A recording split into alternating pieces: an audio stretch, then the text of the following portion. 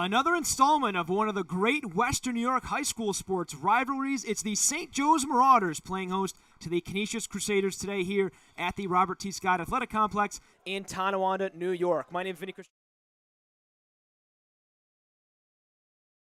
High school lacrosse matchup between these two rivals. Tim, you had a chance to talk to these coaches before the game. Both these teams undefeated in conference play. What is the key to each team trying to do their best to remain so after today's game? Well, it's interesting because you look at it on paper, they're evenly matched between stats and you name that. And for Canisius, they're talking about they need to use their athleticism. They feel like they have the more athletic team. They're going to be able to use that and go forth on it. They want to get off to a fast start. And when you look at these games, you're on an opponent's field, you're in an away game, you want to get out there first. You don't want to dig yourself a hole. So that's going to be a key to them, is to be out there and then take quality shots. They like to snipe it, they said, but they want to make sure they're quality because they know every possession is going to count in this rivalry game. For St. Joe's, other side of the ball game, they know about the athleticism.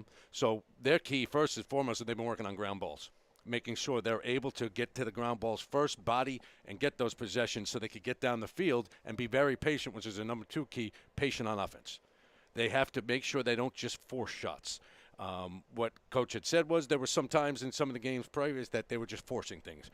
They need to let the game come to them a little bit. And so when he's looking at that, I think based upon what we just said, it is a even matchup on paper, and we think it's going to come the same way on the field. So if both teams take care of business the way they want to and they have their keys, guess what's going to happen? We're going to have a great game. We're going to have fun calling it, Vinny. Yeah, absolutely we are. And, of course, we mentioned this is just one of the great renewals of, again, a great rivalry. The Marauders going to be going right to left here to start today's contest with white helmets, white jerseys, white shorts, the maroon numbers. The Crusaders going left to right here on your screen. Blue jerseys, gold helmets, white shorts with the white numbers. Head coaches today, Michael Albert for the visiting Crusaders and Pete Hideki for the home Marauders. They'll start possession on the ground. Nobody has it yet. They're going to dig for it. Canisius looking for the ground ball, and then it'll be scooped up temporarily by St. Joe's before whistles blow, and then the referees are going to award possession to St. Joe's, and they will begin play here with Luca Race. Yeah, in the stat sheets, you look at, there's an advantage for the for face-offs for St. Joe's. Absolutely. Right now. And so you saw that right there. They didn't get the possession right away, but they got the push, and they got in front for the ground ball. Yeah, that's going to be important, of course. If Canisius can steal some of these face-offs from St. Joe's, that's going to be big for getting possessions and taking advantage of them. Both these teams great on offense, good on defense, so that'll be very important. With it on the left side here, St. Joe's Cusack going to try to cut to that. He waits, he looks, he's going to fire a shot, and that save is going to be made by the goaltender, Maxwell Barney. He's having an excellent season, actually, if you look at the stats. He gets in front. He's got good footwork, and you saw it right there. Beating him low is going to be hard. Absolutely he is. He has one of the higher save percentages of Monsignor Martin. That pass went astray, but Canisius is able to pick it up, and heading inside is Mason Shirk. Shirk around behind the Marauders' net. He's going to send it up the far side, and now Canisius looking to set up the attack. Back up top for Popko. Popko leading scorer on this Canisius team. Sends a quick pass to the near side for Dunn. Dunn looks to drive. He fakes a pass, maintains it, and he's going to be forced outside by Clark, and he will now drive around behind that to the far side of the field and then kick that back up the far side once more.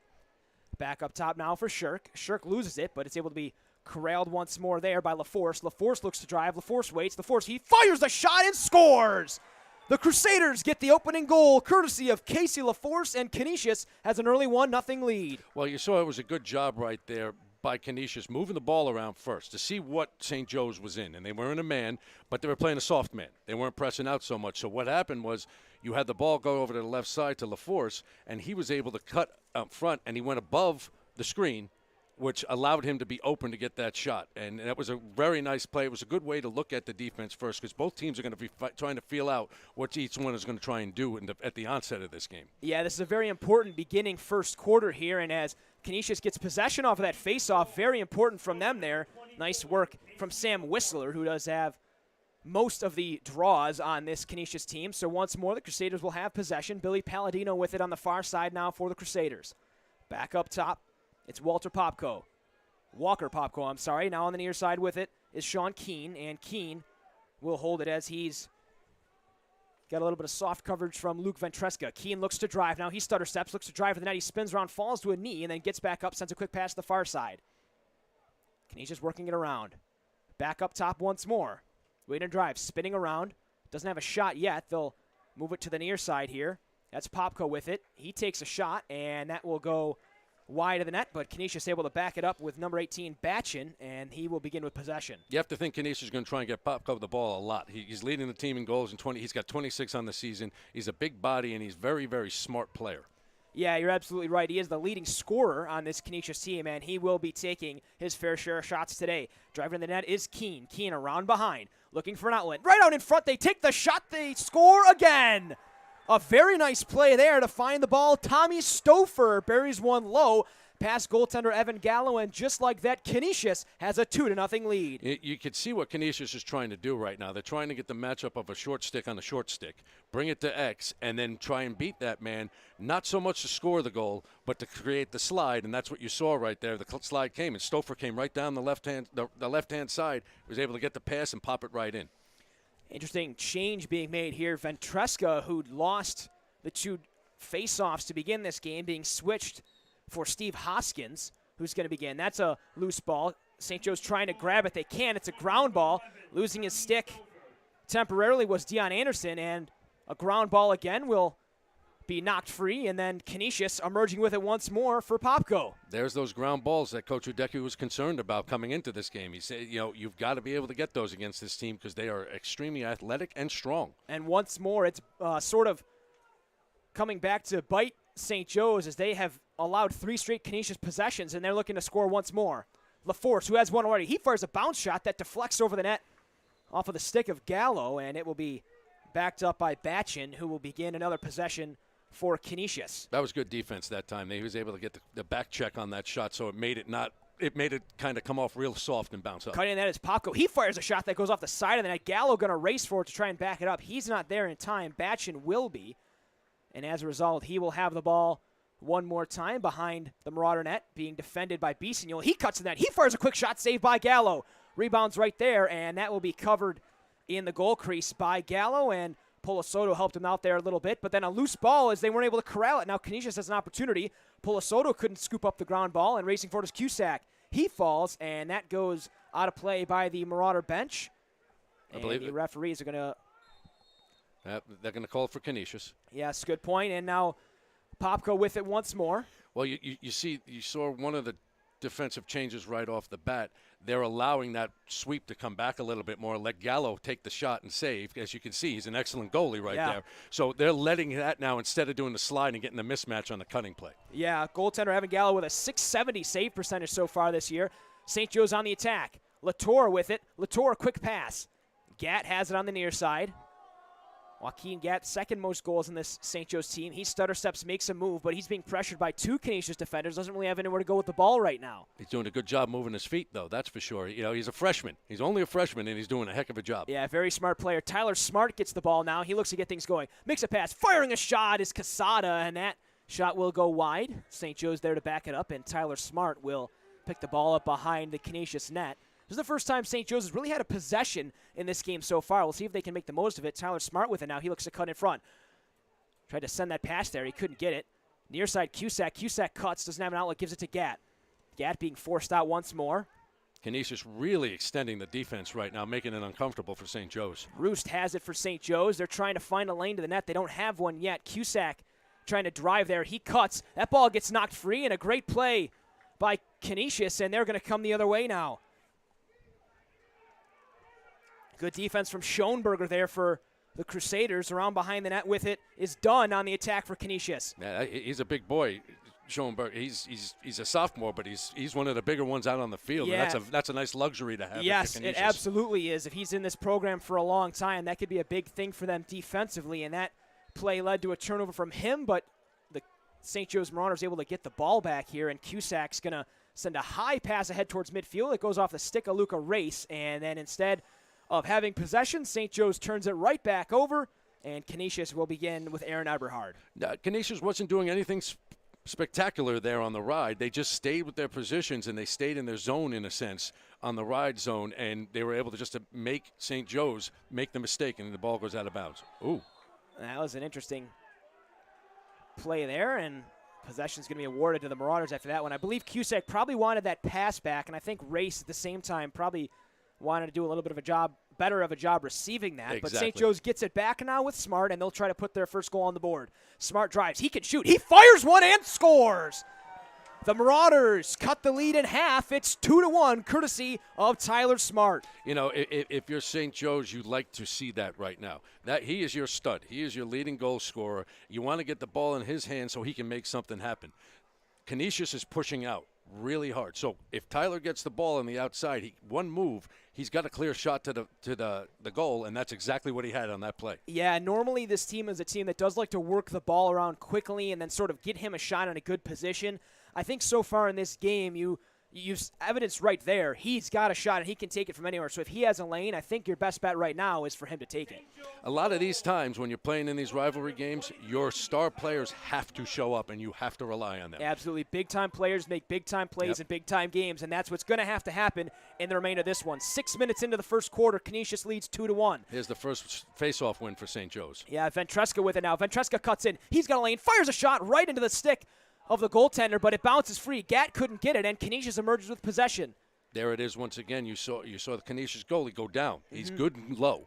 You have to fake low and go high if you want to try and beat him. Yeah, he's made a couple of saves low so far. That's Maxwell Barney, the junior. Barney with a .676 save percentage so far this season. And St. Joe's will get the ball back here. They're going to cross midfield. That's Luca Race.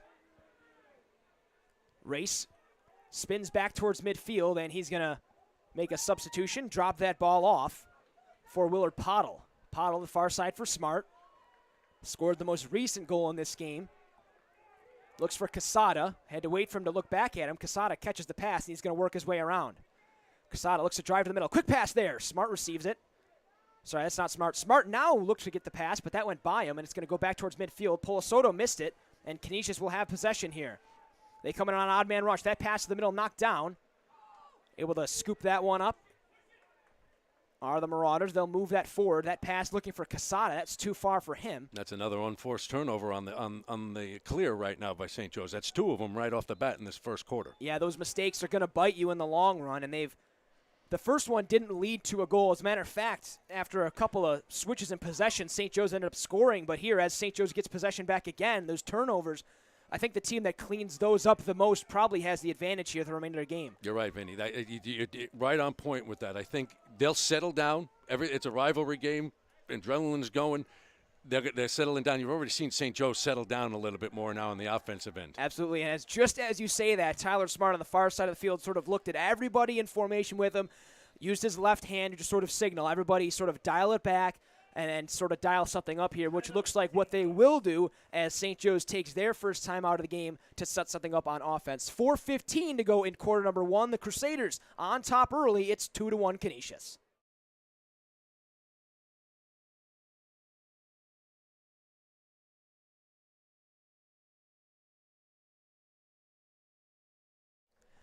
So you're watching high school lacrosse on Western New York Athletics. Tim Kenny, Vinny Cristiano with you here from the Robert T. Scott Athletic Complex in Tonawanda, New York. Pretty nice day out today. It's 49 degrees in Buffalo right now with a little bit of wind, but it is sunny, which certainly makes it feel a lot better on that turf. Now, Tim, what do you think these players are feeling?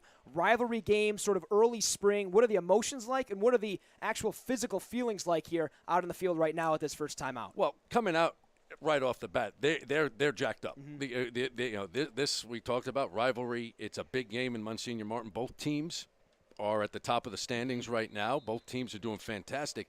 What they had to do is you've got to learn to settle and not get complacent, right?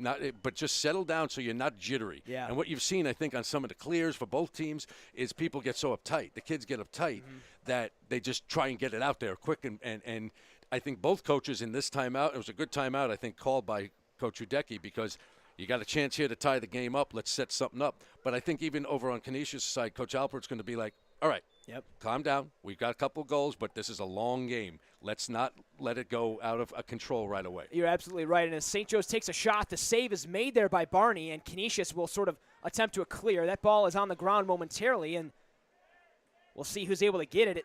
I thought it looked like Eberhard was going to be able to pick it up, but he wasn't, and that's going to bounce back across midfield and roll over to the sideline. Quesada scoops it forward. Quesada forced out of bounds, and he's going to let that go. They're going to call a push, loose ball push going out there. It looked like it got him in the back just a little bit. So St. Joe's will maintain possession here. Tyler Smart going to jog up the far side of the field with the ball. Eberhard looking at him right now defensively. And Smart's just going to jog around behind the net and let things sort of take form. Now he picks up speed. He spins. He falls. Still has possession of the ball. Eberhard could knock it free, so Smart still has it. Smart cuts back once more. Looking for an outlet. Doesn't have it. He spins around. Tried to get to the net. He fires a shot. That's deflected, I believe, off of Barney. And as he dives to make a play, he's not able to get long enough towards the boundary. And St. Joe's will maintain possession here behind the net. That's James Quesada, the freshman, who's had an outstanding season for a ninth grader and is going to start off with the ball here for St. Joe's. He cuts around the crease. He fires a quick shot that goes off the side of the net, and Barney is going to corral that one and begin the clear for the Crusaders. Barney had great position right there. He knew what was going to happen, and so he stood right there and he was able to do it. You saw Tyler Smart, though, go a little high on that last shot and went off Barney's helmet. But I think what Coach probably told him was stop going low. Shoot Fake high. low, shoot high. Absolutely. Popko made a man miss at midfield, and now Canisius has possession. It's Mason Shirk with it. He spins around. He tried to drive to the net. He's got a little bit of a lane, but it's too shallow, and he's going to go behind the net. Shirk now tries to cut back in front. He's forced outside by Polisoto. And Shirk's going to send a pass back up top to Keene now, and Keene will get things going once more. Keene with Cusack on him. Keene on the near side of the field. Behind the goal once more. And he's going to flip that to Palladino. And Palladino's going to try to cut to the net. He spins back around outside and behind the net, and will slow things down really quickly. St. Joe's is pushing out a little bit more now. Not too much. He spins and fired a shot that went through the crease and out of play. So Canisius maintains possession after that chance. And Bachchan with it here for Canisius, and he'll move that to Popko down low. Cashera on him. Popko to the net. Waits, spins, and he fired a shot that was well wide. And that will go out of play once more. Gallo, probably one of the better goalies I've seen at trying to get out of his crease and back that ball up to try and get his team possession back. He's very, very active in that sense, which not a lot of other goalies are. No, he's very athletic. And that is a huge benefit at times because you will get a couple of those to change the possession over. Absolutely. And we've seen that before, and we didn't see it there, but we do see St. Joe's get a save from Gallo, and now they go in on offense. Cashera fires a shot. He scores! The deep hole with an amazing shot that bounced off the ground past the goaltender, and he knocks this game at 2 with 1:40 left to go in quarter number 1. How about for the freshman long pole right there? He came down, and you know what? The seas opened up, and it is so hard for a goalie to track the ball when a long stick defender takes a shot because it comes from so far back that the goalie can't spot it. And so what a lot of them do is they do that bounce shot because it goes down, the goalie goes down, and it goes right up, and they can't see it. A lot of that reaction time is taken out of it. So for the freshman to come down, go right in there, that's very impressive. That's a very big play. He's played a lot of great games that I've been able to witness here as a freshman, just playing defensively very well. He's forced a lot of ground balls and a lot of turnovers, and now he contributes to the team offensively, and now St. Joe's has an opportunity to try and take their first lead of the game, as it is now knotted at 2 with under 90 seconds to play in quarter number 1. Smart with it on the far side for the Marauders. Up for Quesada. Quesada's going to kick it back down to Tyler Smart, and he'll give it back to Quesada once more. Quesada stutter steps. He waits. He takes a long shot, and that goes right into the stick of Barney, who's going to chip that forward, and ahead moving with it is Whistler. Don't think that's the shot that St. Joe's wanted at the time. I think they wanted to move that ball around a little bit more. I think you're right, and also probably take a little more time off the clock. Whistler kicks it away. Bachchan walks in. Bachchan fires, and he scores. I couldn't quite tell if that actually went in because that shot was so close to the post, but regardless, the Crusaders have retaken the lead. Brendan Bachchan adds the third Canisius goal of the game. Well, what he did was Brendan came down the right side, got the pass on the break, and he came straight at that corner, the near corner, and he went over the top. He stayed right there, and he went short corner over Gallo's shoulder. That's the perfect way to do a shot like that because a goalie's got great possession, but there's still only, if you look at Gallo, he's not that tall. You're going to pop it into the open area, and when you're doing it from top down, it's a lot better than trying to go from the side. Yeah, and I think that was also sort of a product of St. Joe's taking a shot that probably wasn't well advised from Quesada. A little bit far out, a lot of pressure. not discounting the save from Barney, but I think St. Joe's probably wanted to eat a little bit more time off the clock and maybe take a higher quality shot. They didn't, and as a result, the ball finds itself in the back of their net. I think we have a Canisius timeout here with 35.9 seconds left to go in quarter number 1. So now St. Joe's looked like they had a little bit of momentum. They scored 2 in a row. They knot the game at 2. Crusaders come right back and add their third goal of the game here as quarter number 1 expires. What do you think the message is on the Canisius bench as you've sort of garnered momentum back for yourself? Well, I think what they're telling the kids right now is you took the punch back. We came out, we threw the punch. It's like a prize fight. You took their punch back. Now we settled in. This is going to be this type of game, back and forth. So do not get down if you do go down a goal or two. Just know, work hard, come back, and do what you need to do. You mentioned a good point on that shot on the last one for St. Joe's. A lot of times the coach will tell you the bad shot is a turnover. Right. And that right there, that wasn't what. Remember the keys to the game for St. Joe's is be patient on offense. That's what. That time it wasn't rushed. So I'm sure they're going through it right now. They're talking about, hey, listen, you might think you have it. Move it around. Let's move the defense. Let's let them work. And it also does another thing, because Canisius has been down on this side a lot at the beginning. It gives your defense a break. Yeah. They're running around. They're working really hard. You need to give them a little bit of a break. And you don't want to come down and shoot 7 seconds in, because then if it's a bad shot, they come right back down, and then your defense is going to get even more tired right off the bat. Yeah, that run-and-gun offense, it works at times when you can just sort of create quick turnovers and the defense isn't working so hard, but Canisius is doing such a good job of maintaining possession. They really are working the Marauder defense very hard right now, and fatigue is probably starting to set in just under 12 minutes into this game. And also with the adrenaline dip. After the first week, you're going to have that little bit. Remember, we said you don't want to be complacent, so you have to kind of monitor how you feel out there. Bachchan, with the most recent goal, passes that upwards for Tommy Stouffer. Stouffer has one as well, and he'll get it back from Bachchan once more. Stouffer cuts around the screen. He sends that to the far side for LaForce. LaForce cuts in. He's being forced out by Latour. He sends a quick pass and whistles below, and that will be a sort of turnover, if you will, and St. Joe's will move the ball the other way. But an errant pass is going to go all the way down the field, as time does in and of itself expire for quarter number 1. We're 12 minutes through this high school lacrosse game here at the Robert T. Scott Athletic Complex. 3-2 the score. Canisius on top of St. Joe's. This is high school lacrosse on Western New York Athletics. Our homes have become offices, gyms, schools, and playgrounds. And at Western New York Immediate Care, we know you may need us now more than ever. Whether you've suffered a minor injury or just aren't feeling well, Western New York Immediate Care physicians are trained to diagnose and treat most non-life-threatening injuries and illnesses. With 5 convenient locations open 7 days a week, help is never far away. Life has changed, but Western New York Immediate Care is still here for you. I love being home. There's nothing better than owning the perfect house to come home to. You've earned it, and we'll make it happen. Our local real estate experts and in-house team of financial professionals make buying or selling your home simple. Howard Hanna. Home happens here. I love being home. And we are back in Tonawanda for this Monsignor Martin Catholic High School Athletic Association lacrosse matchup between the St. Joe's Marauders and Canisius Crusaders. Tim Kenny, Vinny Cristiano with you here.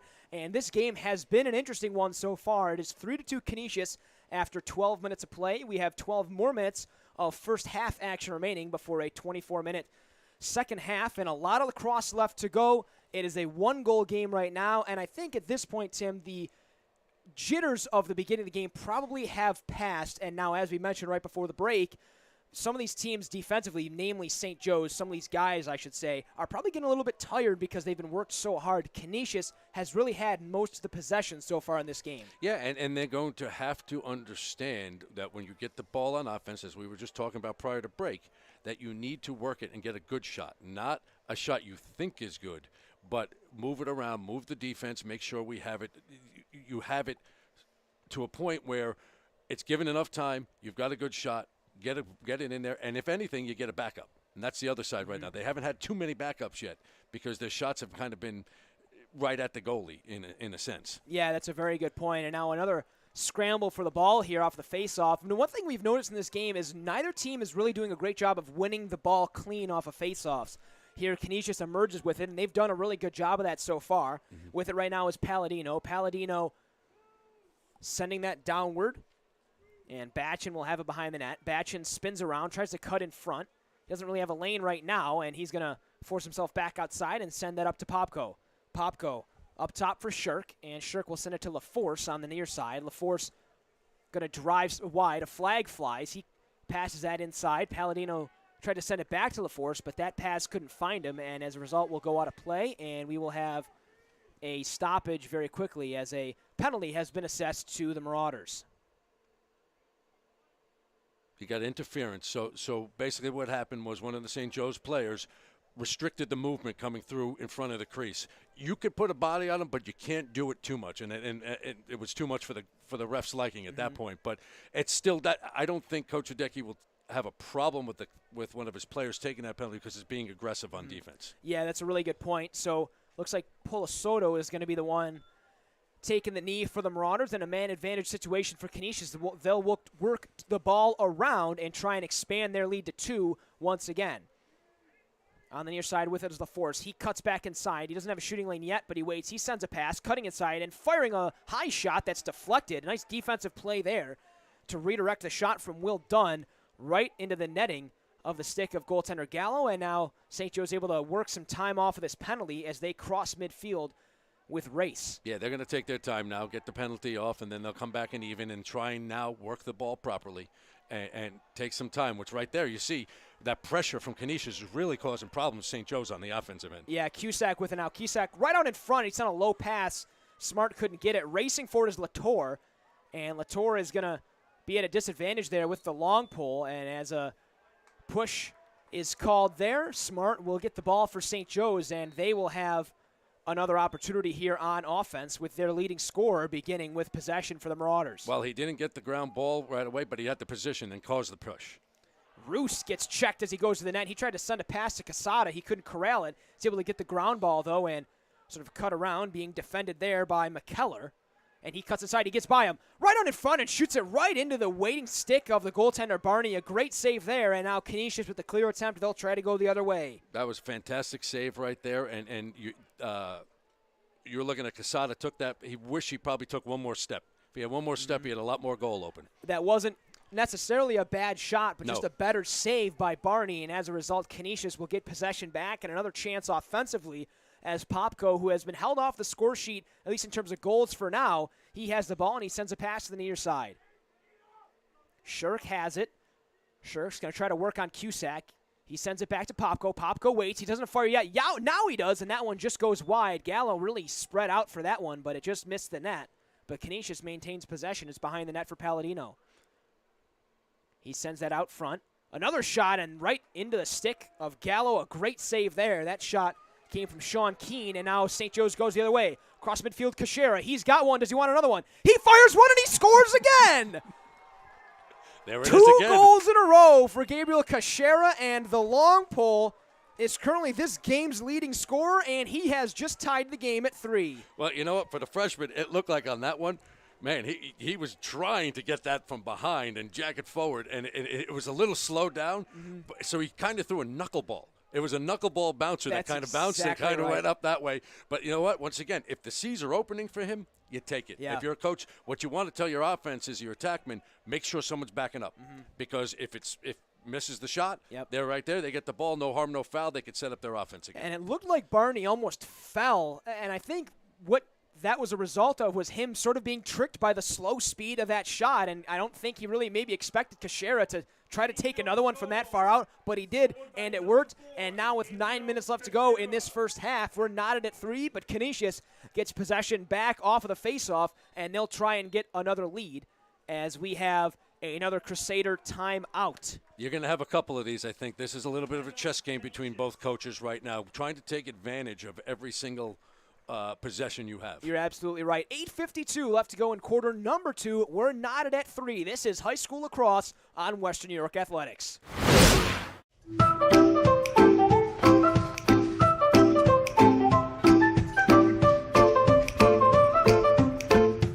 Even the most prepared moms experience the unexpected.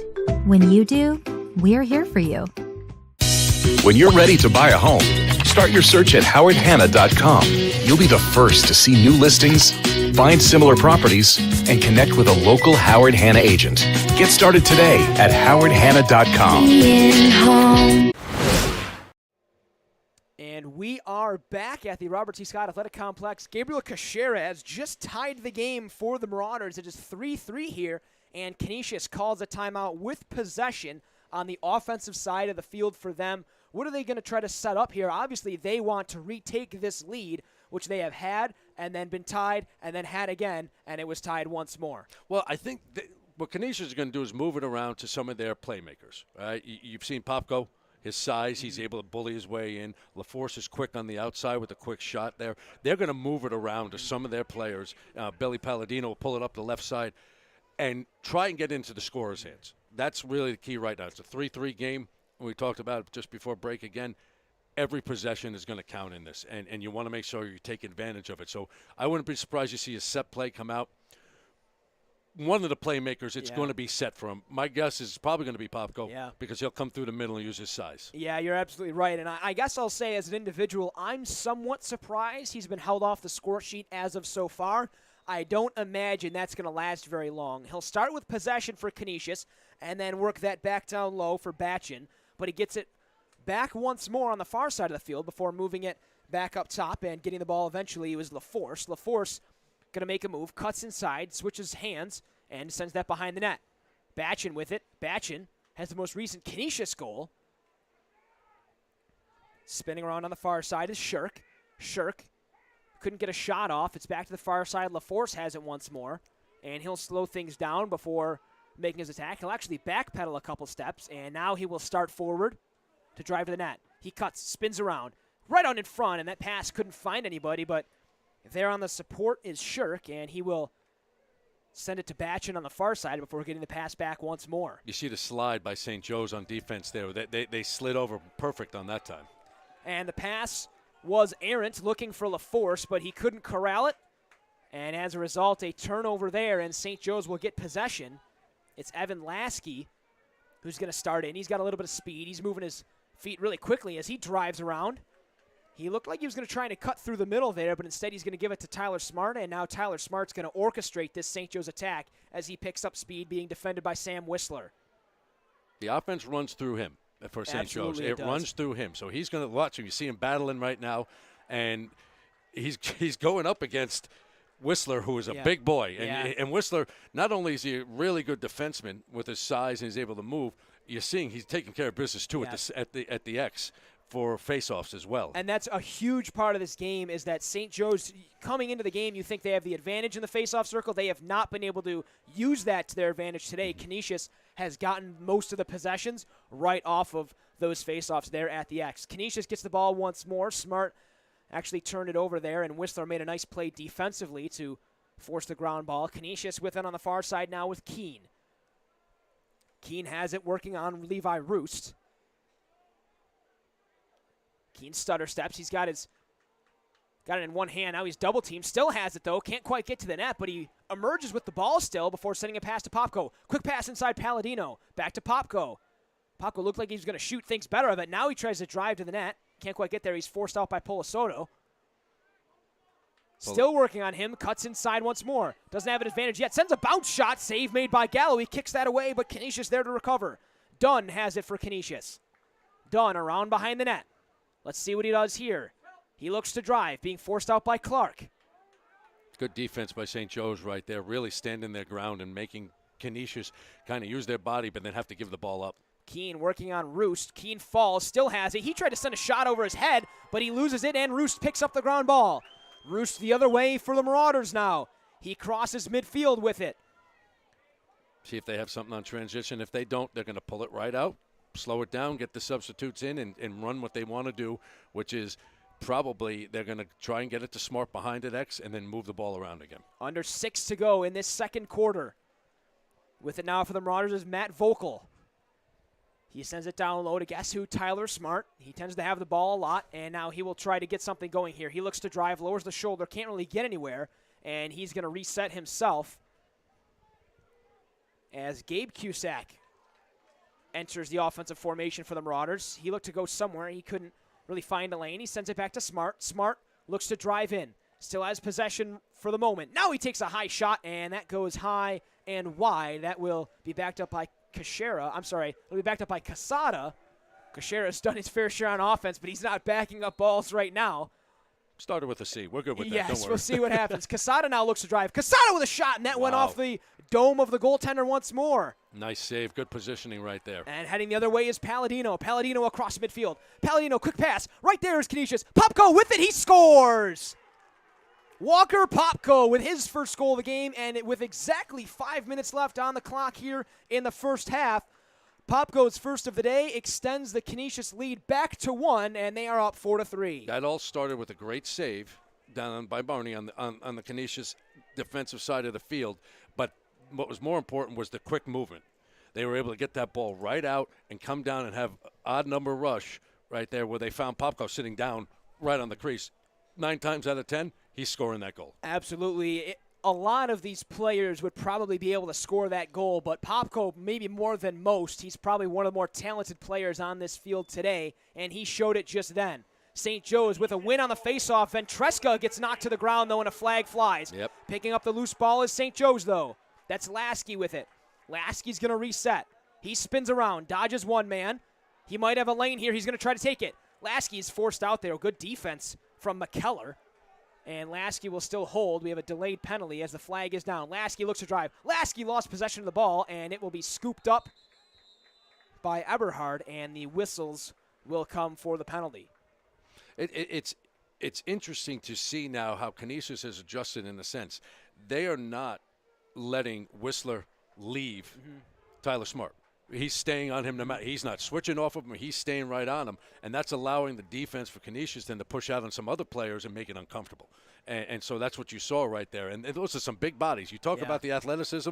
Canisius talked about key to the game, the athleticism. You're seeing it there. These are big boys that are able to move very quickly. Absolutely they are. Quesada with it to start for the Marauders. A 1-minute man advantage situation for them. Quesada, quick pass, right in front, firing a shot, and Lasky just missed. He fired that about an inch above the crossbar. He had it. He had it, and he knows it too. He knows it too. They dialed it up perfectly, but it didn't go. They maintained possession, though. That's key. With Cusack on the far side. Up top, Roost. Roost, quick pass, Smart, low shot, and that one just went wide as well. And there to back it up is Gatt. So the Marauders maintain possession. They still have the man advantage situation. You'll notice they really have collapsed their formation here. There's not a lot of free space for them to move with. They're just sort of really trying to get close to the goal here. Yeah. With it, Lasky. Inside, Quesada fires a shot as well, and that one went wide again. That's a tough one. That's one right there where I think Coach will probably tell him, listen, you got a guy on you. We're a man up. There's somebody going to be open. Move the ball back around. Lasky gets it again. Up top for Smart. Smart, bounce pass, corralled by Gatt. Right there, Cusack, and he couldn't hold it. Now he fires a shot, and that one just went wide. Racing forward is Quesada, and he will back it up for the Marauders. Good play there from Quesada. Cusack got the bounce pass from Smart. A pretty neat play, but he couldn't get the shot off. Smart will get it back once more. He keeps it. He fired a shot, and that was screened, and that's going to go and hit my car probably back in the parking lot. That's out there. Look at it go. Yeah, that one really hit the science building all the way over there, which is a rarity, I will say. That might make it to Kenmore Ave. Yeah, it very well may. Quesada with it now for the Marauders. Back to Smart. Smart's going to shoot again. That one was blocked, and I believe that one actually went off of the chest of Kyle McKellar.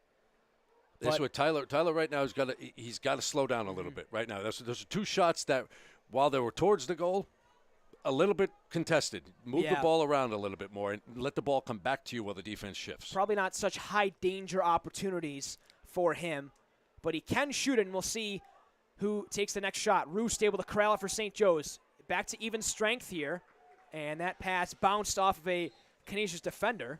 It's tipped, so it'll stay with St. Joe's. Before going out of play, Roost will get it back for the Marauders. Roost works his way in. He fires a shot through traffic, and that is corralled by Barney. That was another low shot that he seemed to handle pretty easily, and the ball is in the air. Canisius can't quite corral it for the moment, but they're able to get it back with Bridges, and he will look to make a pass ahead.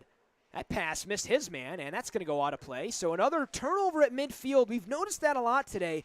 Not a lot of them in the second quarter, but that was the most recent one in sort of a thing that's continued happening here, plaguing both of these teams today. And it won't come up on the stat sheet, but credit Aiden Cusack on that one because he was playing great D on the ride. Gabe Cusack took one off the helmet, no call there, but he's able to pick up the ground ball and maintain possession for the Marauders before giving it to Tyler Smart. Look at the press now. Look, they're pressing out again.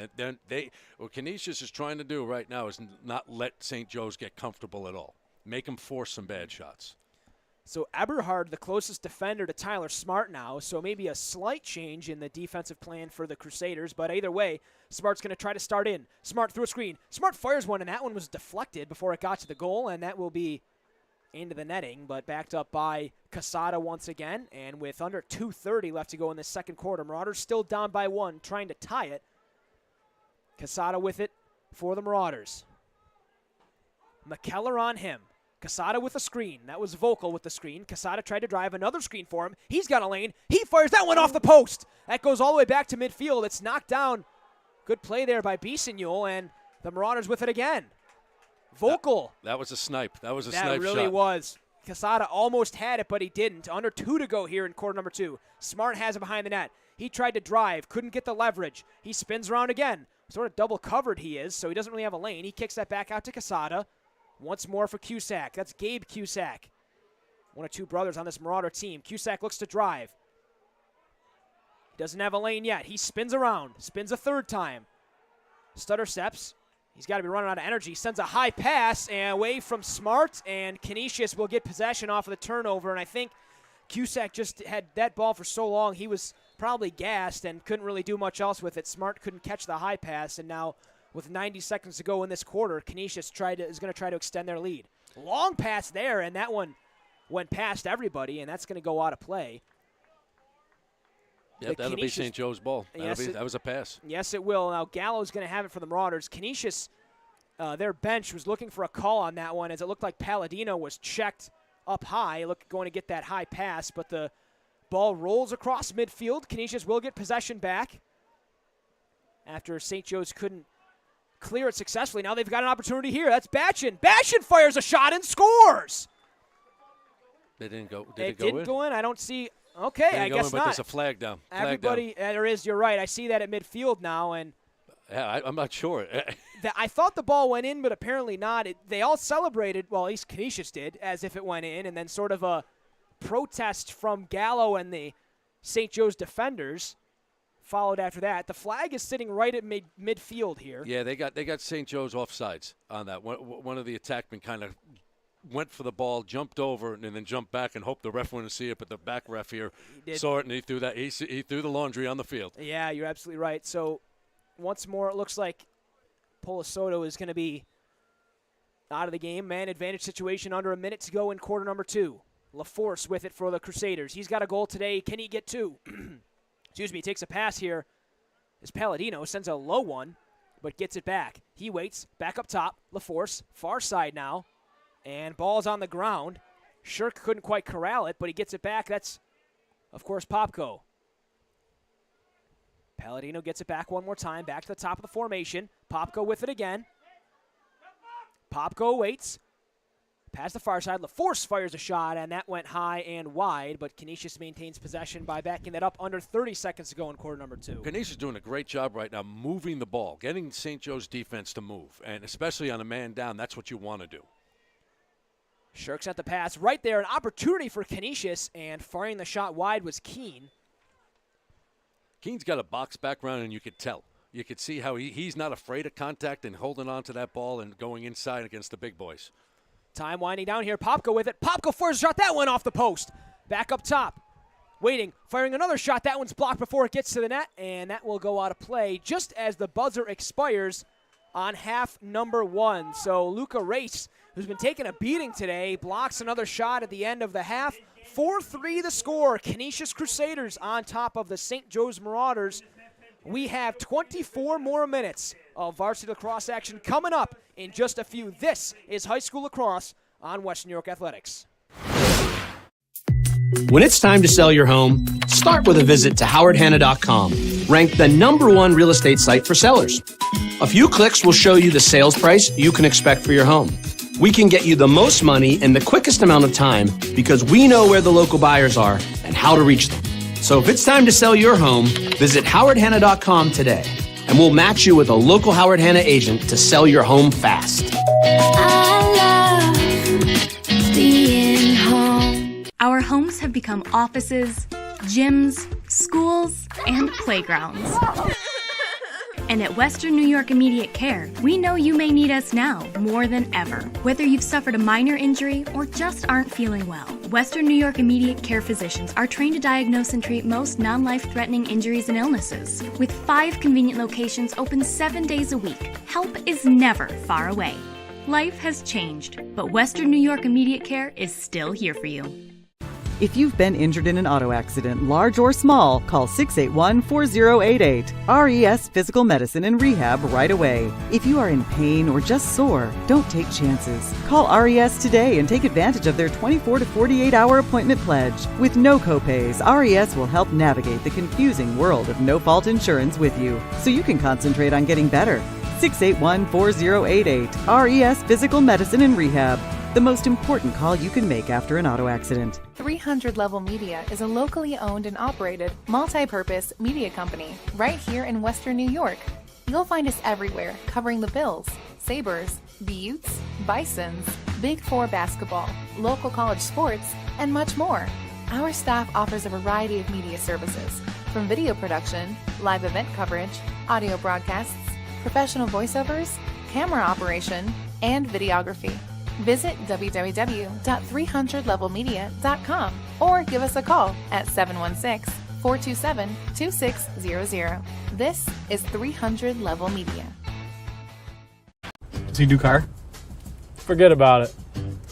How about home? Forget about it. Does he get good rates? Forget about it. And you're saying there's no problem too big for this guy? Forget about it.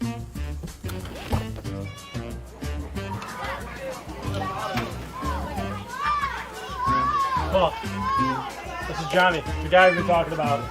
Johnny, this is Paul Wolf. Mr. Wolf, it's nice to meet you. Thank you for the invite. Not a problem. It's Paul, not Mr. Wolf. Oh, sorry, Paul. Johnny, forget about it. For all your insurance needs, call 835-WOLF. And... Logistics Plus is a global transportation provider headquartered in Erie, PA, with locations worldwide, including right here in Western New York. Logistics Plus is consistently recognized as a fast-growing transportation and logistics company, great supply chain partner, top freight broker, leading project cargo manager, and a great place to work. With a strong passion for excellence, our 500-plus employees put the plus in logistics. Call our Buffalo office today for an efficient, personal approach for all of your transportation needs. When it's time to sell your home, start with a visit to howardhanna.com. Ranked the #1 real estate site for sellers. We can get you the most money in the quickest amount of time because we know where the local buyers are and how to reach them. Get started today at howardhanna.com.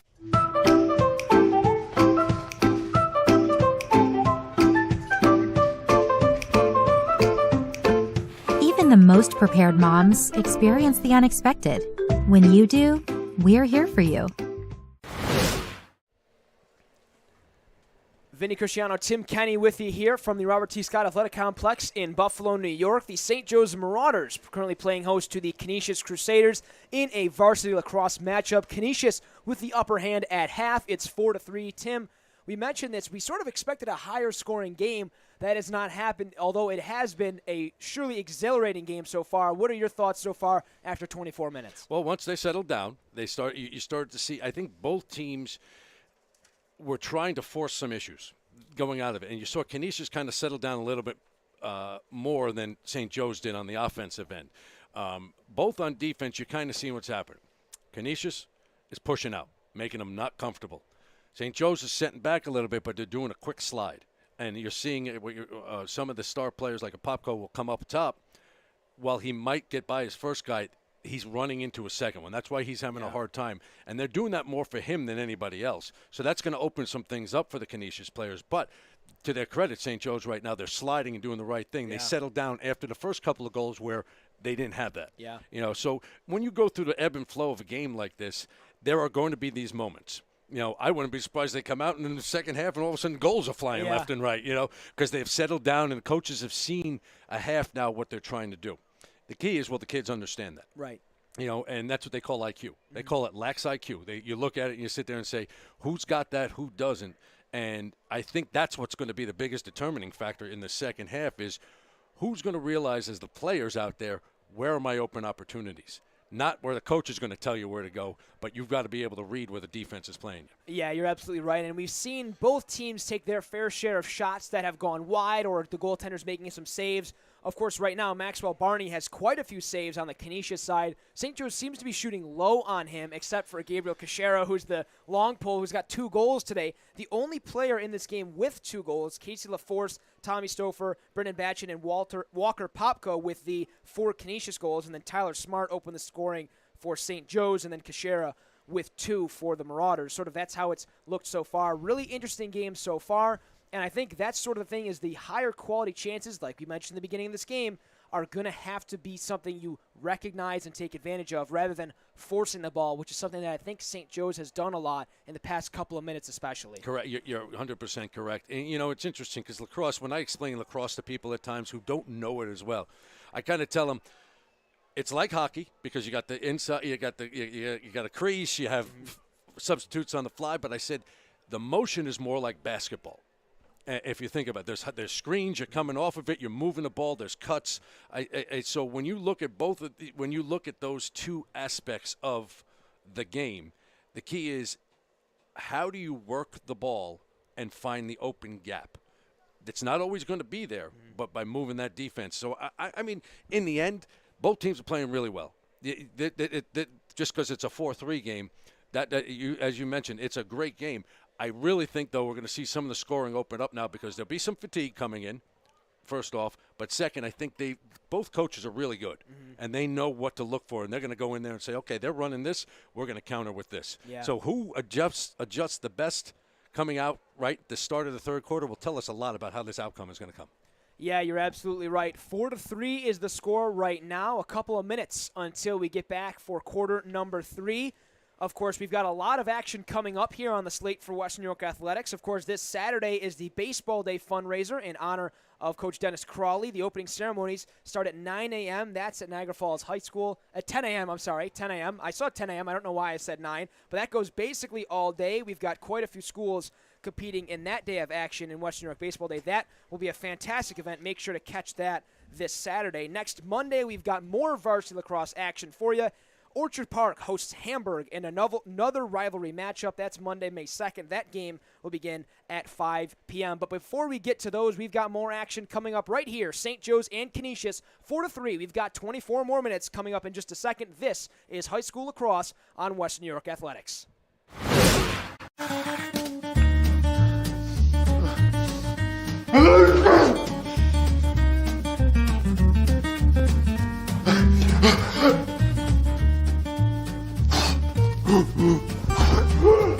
Avoiding care can lead to worse problems. Don't delay care. We're here for you.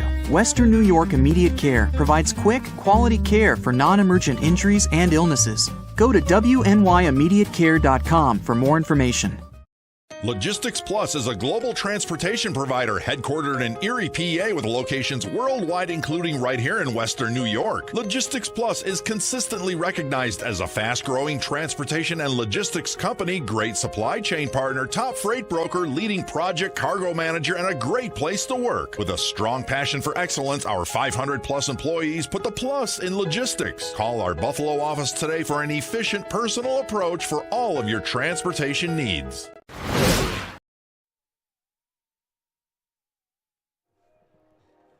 We are back for more varsity lacrosse action between the St. Joe's Marauders and Canisius Crusaders. Tim Kenny, Vinny Cristiano with you here from Buffalo, New York. It's been a beautiful day and an awesome lacrosse game so far. 4-3 right now is the score as we begin quarter number 3. St. Joe's once again going to be going from right to left. Canisius going left to right, and we will see who prevails after 2 more quarters. Canisius, another possession off of the face-off. That's something that they've done spectacularly all day. Well, they've been putting Whistler at the X to take the face-off, but they also have a long pole on the wing. And that's causing some problems for St. Joe's right now. The shorties just can't get in there and get that ground ball off of the face-off. And that is costing St. Joe's, but highly benefiting Canisius if they've returned a lot of possessions as a result of that. Palladino has it and works it on the far side for Canisius. He kicks that back up top to Mason Shirk. Shirk's going to move that to the near side for Will Dunn. Will Dunn's going to try to drive. He doesn't have a lane, and he moves that behind that for Popko. Quick pass out front. Palladino fires, and that one went high and over the net. And that will be backed up by Canisius, and that's the first time I think Palladino has even really shot the ball today. Popko backs it up for Canisius. That was a good look by him, too. Now he fires a second shot. That one deflects to the side of the net, and I believe will be battled for, and Canisius is going to maintain possession off of that shot. Bachchan has it, sends the pass back to Shirk. LaForce with it up top. LaForce trying to drive. He's got a lane. He fires another shot that goes high and wide, but Bachchan back there to back it up one more time. Interesting, LaForce is very talented. You could see he could shoot very strong with both hands. First quarter, he came through from the left to the right and shot righty. That time was left, and it was a very hard shot. And that shot goes off the post, and Gallo's going to be back there to back it up for the Marauders. We talked about that earlier. Gallo's so athletic, and he's very active. He's out of his crease a lot, trying to make plays. That one looked a little bit dangerous, but ended up being a smart play, and he will get possession back for his team, and they can now try to clear the ball and put a goal on the board. Tyler Smart receives the pass from Gallo. He makes a move to dodge one man, now looks ahead to send a pass forward. That pass goes off the ground. It was a little low, but Roost is going to try to pick it up. He can't, but Smart's there on the support, and he's got it now.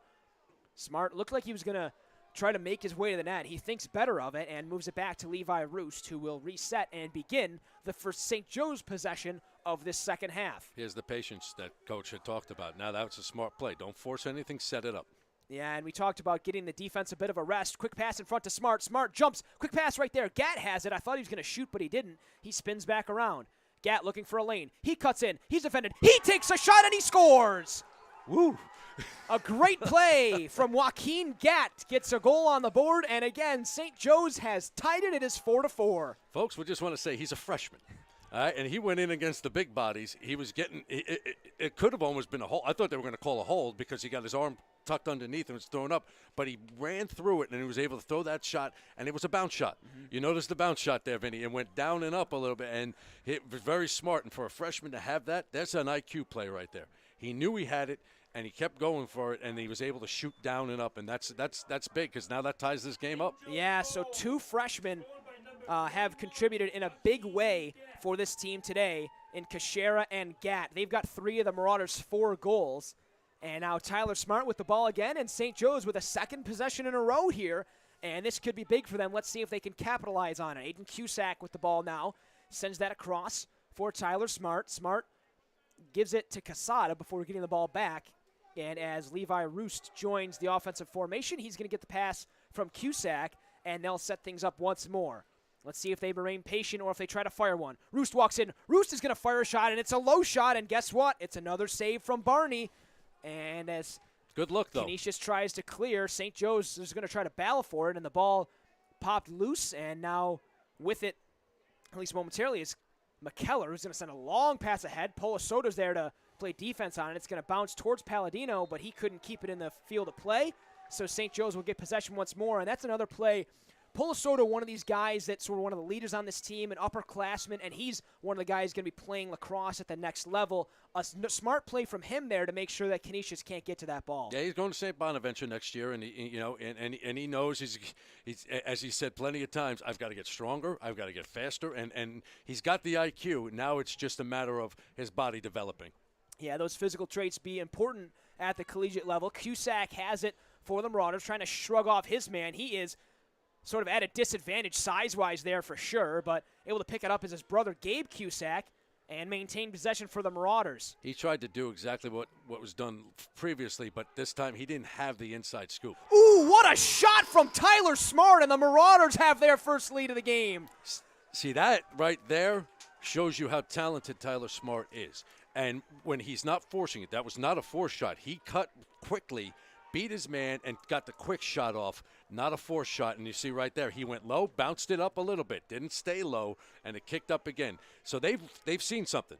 And we talked about it at halftime. They saw something, shoot this way, and the veteran players are the ones you see who will take those words of wisdom and put them into motion. Yeah, you're absolutely right. Tyler Smart with his second of the game, and the Marauders' second goal in a row. They have their first lead of the day. It is now 5-4 Marauders, not even 4 minutes into this second half. You mentioned the goals. Here's the goals. Yeah, the goals were coming, and they came eventually. A turnover. Ventresca had it momentarily, but it's knocked free. Whistler, who's had a fantastic game today, knocked it loose. Picking it up temporarily is St. Joe's. Cashera has it again, and whistles go, and we will have a timeout. Marauders. St. Joe's with a little bit of momentum here, and Gallo is firing up the crowd. 8:06 left to go in quarter number 3. 5-4 St. Joe's. They have the lead for the first time. We'll go to break. We'll be right back. This is high school lacrosse on Western New York Athletics.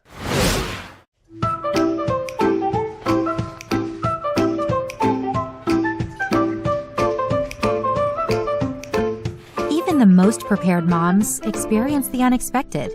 When you do, we're here for you. When you're ready to buy a home, start your search at howardhanna.com. You'll be the first to see new listings, find similar properties, and connect with a local Howard Hanna agent. Get started today at howardhanna.com. Tim Kenny, Vinny Cristiano back with you here from the Robert T. Scott Athletic Complex in Buffalo, New York. The Marauders have just retaken the lead. They now lead Canisius 5-4, and we mentioned this at half. Tim, you said the goals were coming, and they have so far. We're just under 4 minutes into quarter number 3, and the Marauders have buried 2 to give themselves the first lead of the game. Well, you've got 2 veteran coaches who have had success. So you know they were going to see certain things that they could tweak at halftime. It's hard to tweak in the middle of a game. But when you get the team together and you can say, okay, this is what they're doing, boom, it tends to set in with the players more. So both teams have done that. And while St. Joe's now has taken the lead, I wouldn't be surprised to see Canisius come right back and try some things if they get the stop here. But St. Joe's is a great timeout because you could go up 2 goals right now. Yeah, you're absolutely right. Tyler Smart lost it for the moment, but he's able to pick up the ground ball and maintain possession. St. Joe's 2 possessions in a row. Quick pass out in front for Lasky. Lasky fires one that just goes wide, and Cusack there to back it up. He got caught there. He did. The spin move was probably the right move because he would have gotten checked, but he just got caught overspinning too much. Cusack fires a shot. That goes wide as well, and diving to make the play is Gatt, who's been all over the field today, and he'll maintain possession for the Marauders. We mentioned this off of the face-offs. In the second half, St. Joe's got 2 quick possessions, which is big for them. They hadn't been able to do that much of this game so far. Now they're going to tire out the Canisius defense, just like Canisius was doing to the St. Joe's defense in the first half. And I'm sure the St. Joe's defense does appreciate that, as Levi Roost has the ball right now for the Marauders, and he's going to take his time before starting an attack, which he does now. Whistler on him, who's had a great game defensively and at the X as well. Roost all the way around the offensive side of the field. He sends a pass to Smart. That was a bit astray, and he couldn't quite get to it. That ball is sort of muscled towards midfield, but it's picked up by Clark, who sends a quick pass across. That's going to be trailed by Bissignoul, who fires that ahead, and Lasky has it now for the Marauders. Lasky turns on the Jets. Lasky tries to drive, but he couldn't quite get a lane to the net. That was defended well by Canisius, and now he'll start on the near side. He's got some wheels. Low pass for Smart. Smart couldn't handle that pass, and it's going to go back towards midfield and out of play. So Canisius is going to have possession. Another unforced turnover right there. And look, those are going to happen. It's not, but it's just at certain times it makes you cringe because you're like, oh, you had an opportunity there to extend it to a 2-goal lead. Now they could possibly come and tie it up. Yeah, you're absolutely right. Those turnovers, we mentioned earlier, the team that can clean the turnovers up the best is going to make a big improvement in this game. And a nice play there from Mason Shirk to dodge 2 as he gets the ball back there. Kicking that back up top. That's LaForce, who's had a good game today. He moves that to the far side for Stouffer. Stouffer does have one. Stouffer's going to give that ball to LaForce, who goes back towards midfield. St. Joe's is pushing out a little bit more this half, too, on defense, if you notice. We'll see if St. Joe's able to keep them out of the game. LaForce, or out of the net, I should say. LaForce couldn't quite get to the net. He moves that back up top for Bachchan, and he'll move that to the far side. With it now is Shirk. Shirk corralling the ball, and he's going to cut inside. Quick pass, right there, waiting. They fire a shot. Kick save by Gallo. And away they go. Luca Race on the far side. He's got 2 on him. He's going to move that up in the air. He couldn't quite get free, and Canisius will get the ball back. Ooh, looked like Canisius got away with one there. It looked like looked like a shot to the head from the back. Yeah, I do agree on that one, but nevertheless, Palladino has the ball for the Crusaders, and not for long.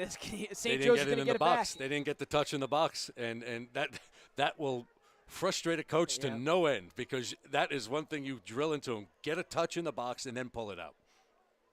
Gallo makes a quick pass. That's going to be corralled by Roos. That one looked like it might have gone free. Roos tried to cut through two. He spins around and makes a nice move to get into Canisius territory. Roost, Tyler Smart on the far side of the field, jumping up and down. I thought he was calling for the ball, but he said, stop, slow down, let's set this up first. That's why he's the captain. Yeah, absolutely. And now Cusack has it. Cusack being forced out by LaForce. Good defense there, and LaForce is going to get the turnover. LaForce with the ball on the near side. He's going to run up the right sideline and send a pass to the middle.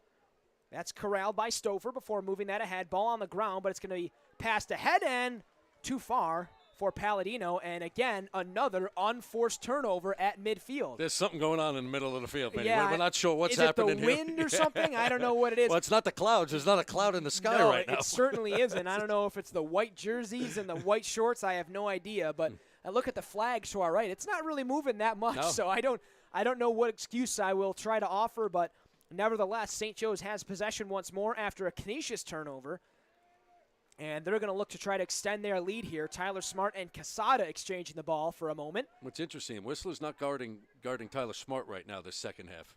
Tyler Smart took what I would call ill-advised shot from a bad angle that went wide, but St. Joe's maintains possession. I don't know, maybe this is me reading into it too much. I wonder if that's a way of sort of flipping the field without trying to make a pass all the way across. That might be an opportunity that he's trying to do on purpose, taking a shot that he knows is going to go wide, and then they can back it up to try and get possession on this side of the field. With it is Gatt. Gatt all the way back up top for Roost, who moves it back to Smart. So he has it back on the other side whether he wanted it or not. Smart's got a lane. Smart, quick pass. That went off the head of Pottle, who maintained the ball. It's good play by Willard Pottle there as he's got a lane now, but he's going to kick it back out before moving it back to the near side for Tyler Smart, who's flipped his positioning on that side of the field. So he'll give it back to Casada before jogging back to his spot on sort of the wing on the far side of the field. He now switches with Casada, but no, he doesn't. He cuts back inside. He waits. Bounce shot. It's going to get through. No, it doesn't. And a great save there by Barney as it looked like it went through his legs. Another bounce shot that looks like St. Joe's is probably talked about that at half, and Barney made the save. Got a Ward coming in there with Whistler. I was wondering, because I was watching Whistler on that last possession, they got him down below on the crease to come help out on those dodges. So they've shifted a little bit the way they're playing defense. A shot by Smart, they score, and boy, can that guy rip it. And he's got his third of the game, and he puts a celly to go with it. St. Joe's extends their lead to 2. It's 6-4. Oh, baby, that was a snipe.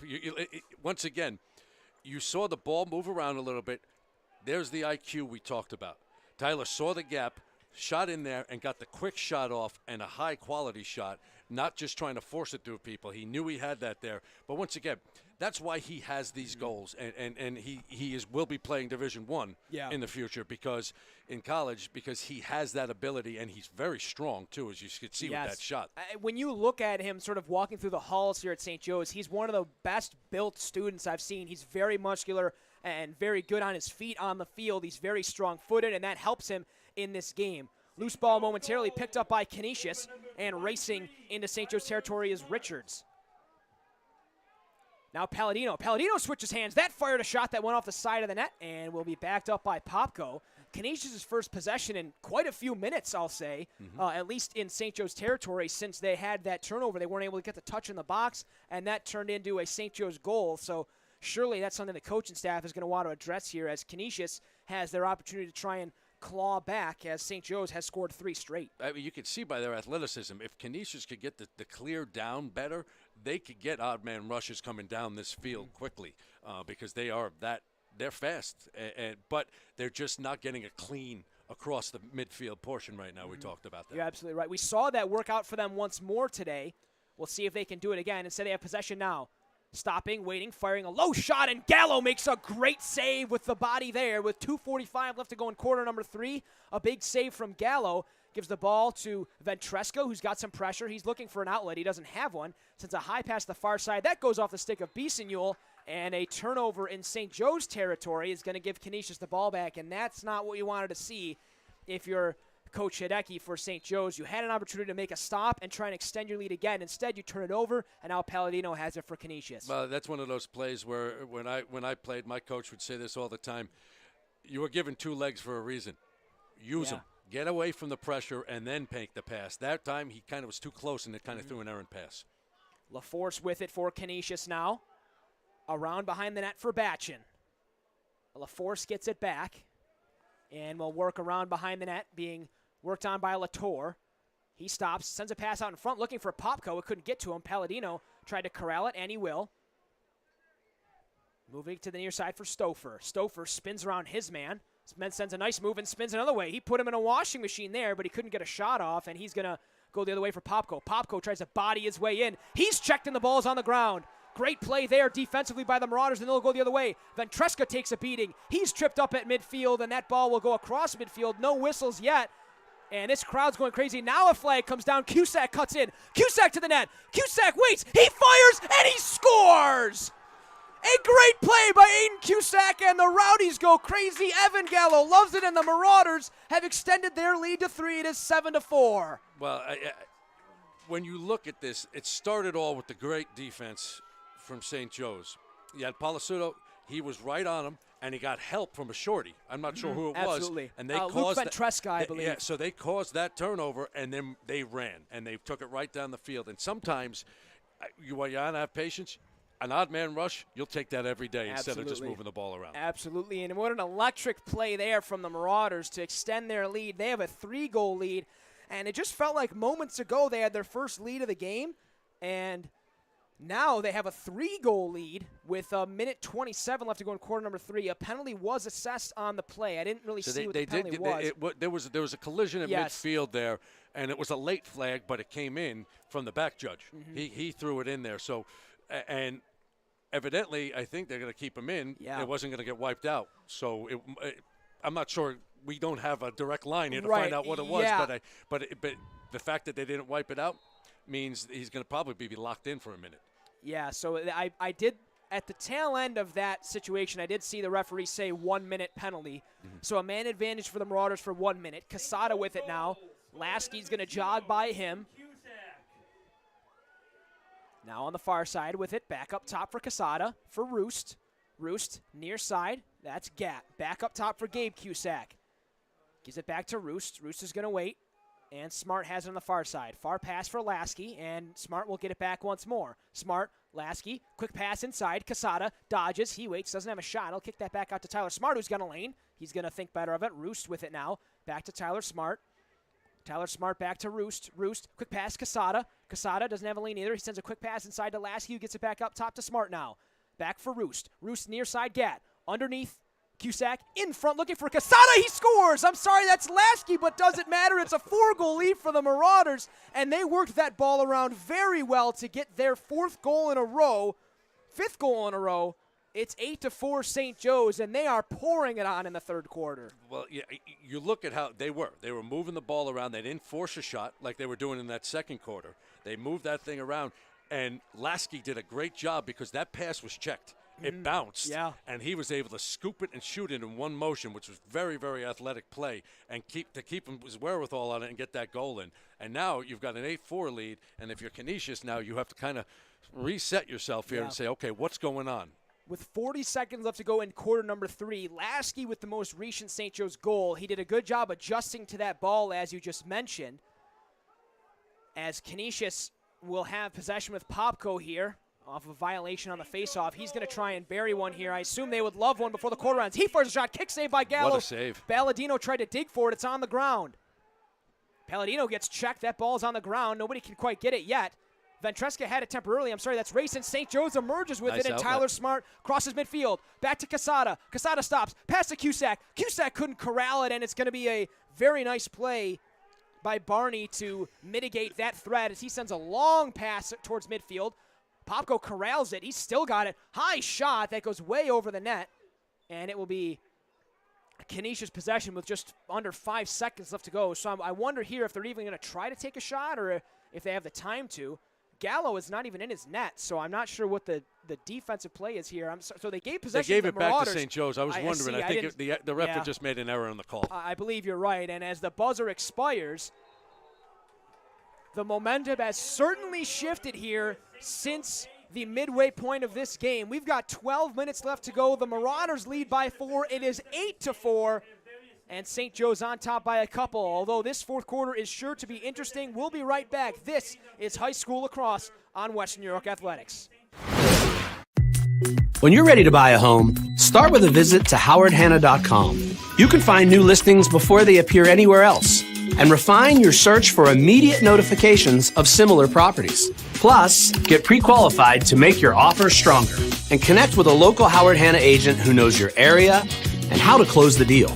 So when you're ready to buy, visit howardhanna.com and find your home fast. I love being home.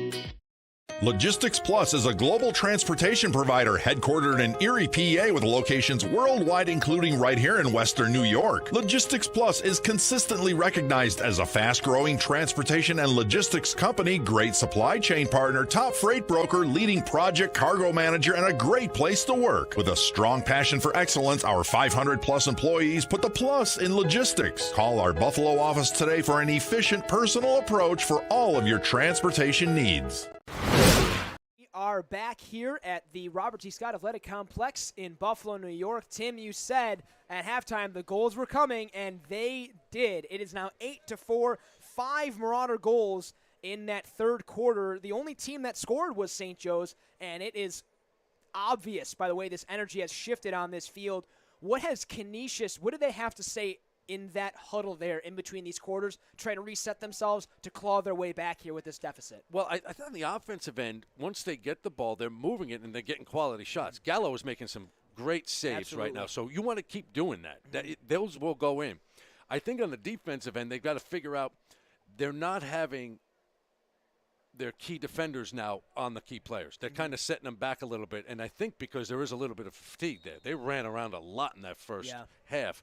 So I think you have that. As you can see here, there's a battle once again for the ground ball, but there is a little bit of a fatigue factor right now with some of these bigger guys, and they might have been trying to hide them for this fourth to get them back out there. It'll be curious to see what they change up, Canisius, on the defensive end to stop this little onslaught that's going on right now for St. Joe's. Yeah, you mentioned earlier Sam Whistler was on Tyler Smart for most of this game.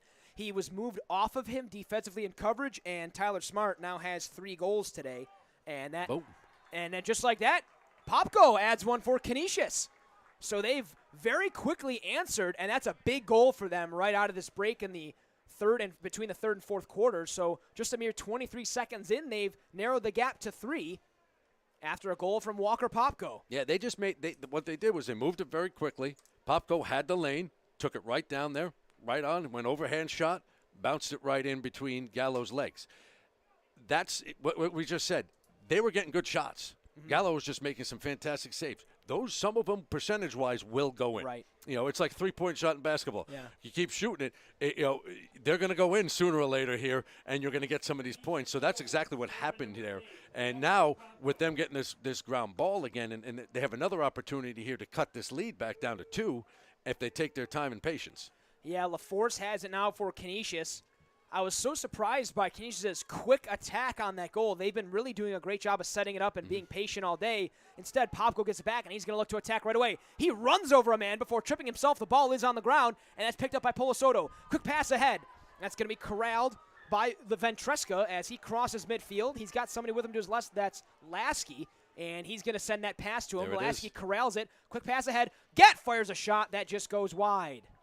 Good play by Lasky right now, not to force that shot and make the extra pass, and got a cleaner shot with a backup. Yep. Tyler Smart there to back it up. Over a minute into this fourth quarter, it is 8-3 Marauders with the advantage. Canisius with the most recent goal. It'll be interesting to see what St. Joe's does now. As once again, Whistler is not on Tyler Smart. Yeah, now he looks like he's on Volkel, sort of at the top of the formation. He's going to follow him into sort of that heart of that defense. Cutting inside, waiting, firing a shot as Pottle. That one just goes wide. And that bounces essentially off of the scoreboard and will be Marauder possession still. Tyler Smart going to headman this offense once again. He spins around. Eberhard is on him. Nice right on in look. front. Pass, and they score!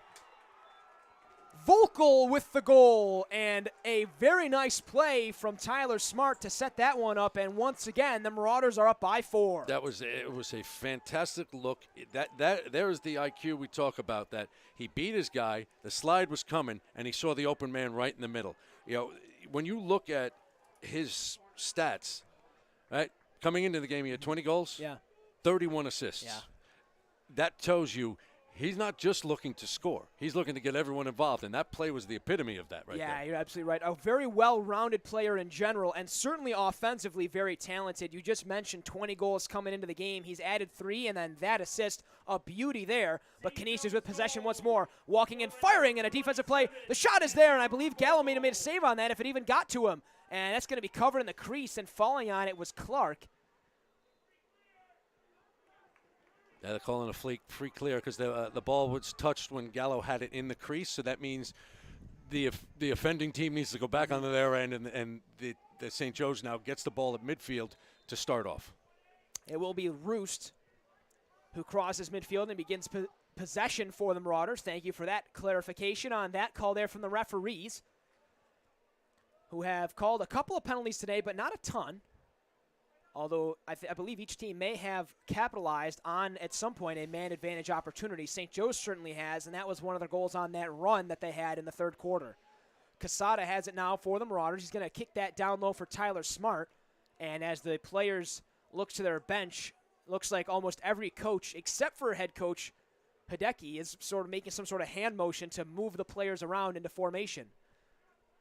Smart with it on the far side. Smart motions somebody to come with him, and he's going to move Levi Roost downward toward the net as he begins to drive. He's got a shorty on him. Yep, he sends a pass down low. That pass was too low for Cusack. He couldn't corral it. Eberhard was there to make the defensive play, and then it's going to be picked up as the Canisius Crusaders head the other way. It's Schoenberger.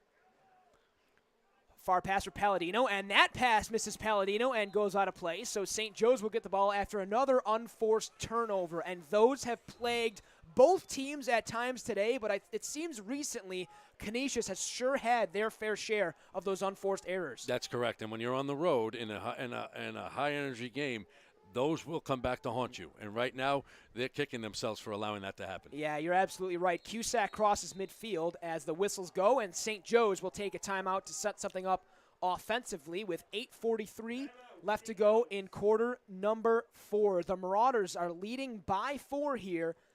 Most recent goal from Matt Vocal. One of a couple Marauders to bury some today. Tyler Smart with the first goal, and he added 2 more later.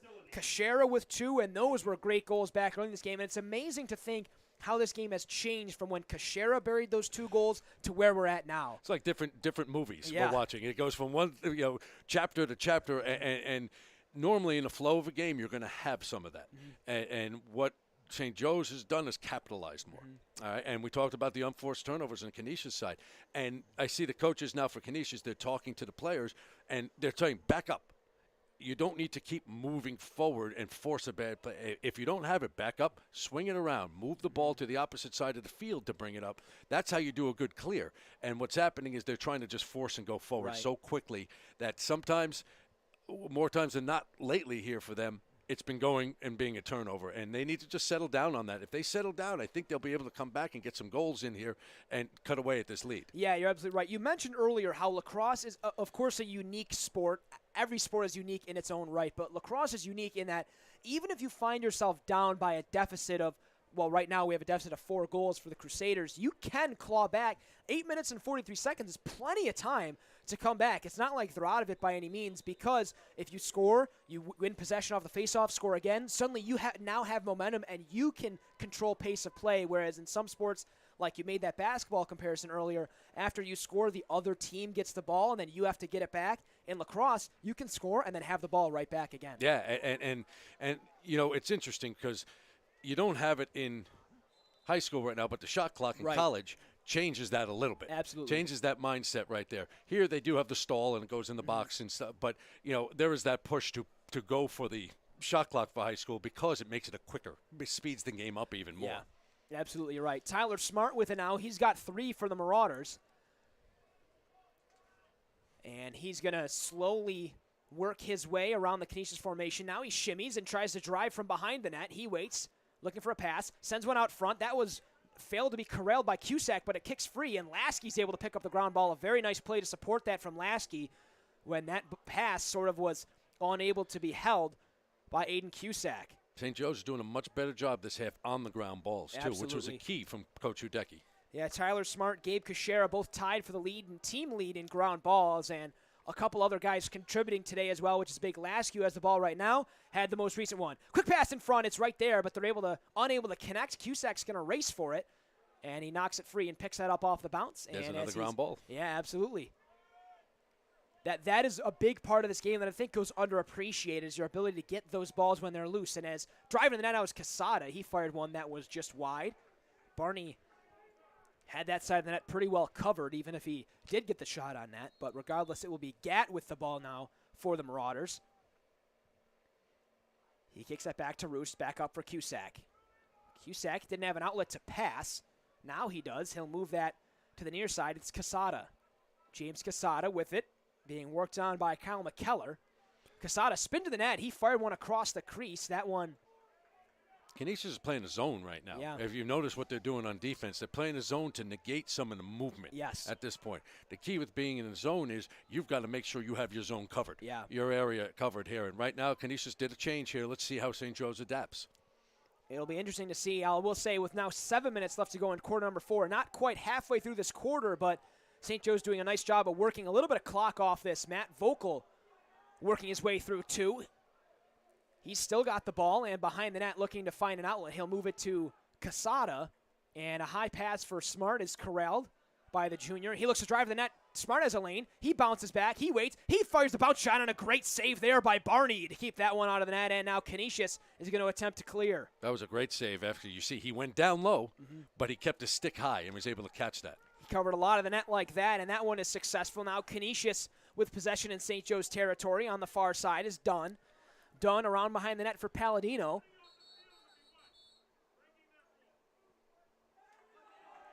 Calling offsides on Canisius, and I'm not sure. Yeah. I must have missed something because Yeah, we were looking down I at agree. the ball. I didn't see that either, so I just sort of was wondering what the whistles were for, but St. Joe's gets possession back again, and that's just sort of another mistake, I will say, by Canisius, and a turnover at midfield, and now Canisius will get the ball back once more. I don't know if you really needed to make that long pass there if you're St. Joe's. I feel like you probably could have been a little bit more patient with that ball and found somebody with a little higher percentage chance of catching that clear pass. They were feeling it. They Yeah. wanted to come right back down. Sometimes that happens, and that's when the coach is going to say, no way. When they look at the game film, they say, see that? Never should have happened. Absolutely. Canisius still with it. That's Tommy Stouffer. Stouffer lost it, and it will be a turnover, and the Marauders get possession back once again.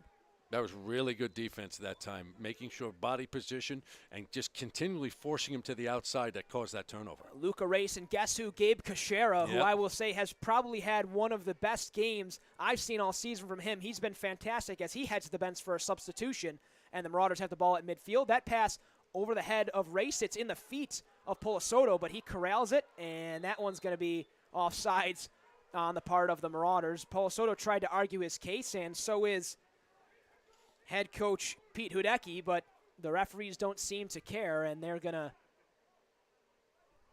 organize things I'm not now. sure what they called on that.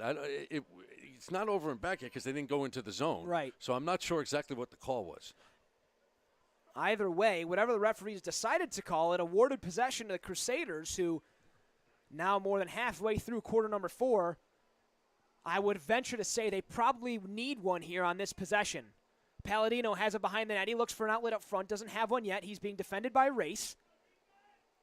Clark playing near the crease. Palladino tried to drive. He fires a blind shot, and that one just went wide and bounces off the outfield fence for our baseball field before going out of play. So Canisius going to maintain possession as Gallo reached for it, but he didn't reach quite far enough as there was a Canisius player there to back it up. That was Dunn, who makes the pass ahead for Stouffer. Stouffer back at the top of the formation, being forced out.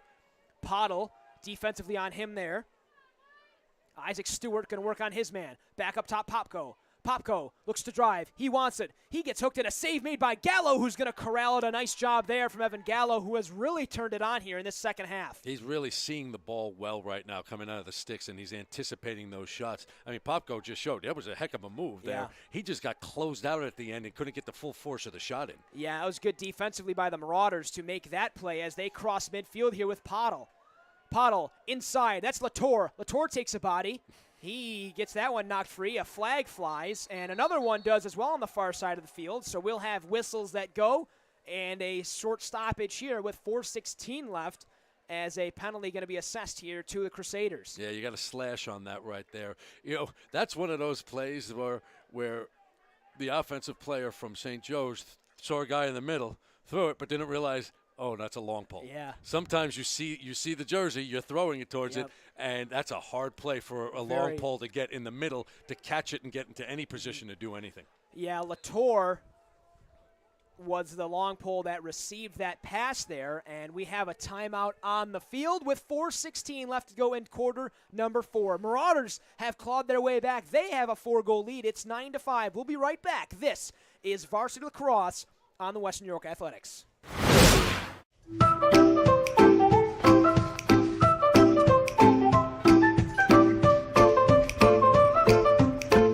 Even the most prepared moms experience the unexpected.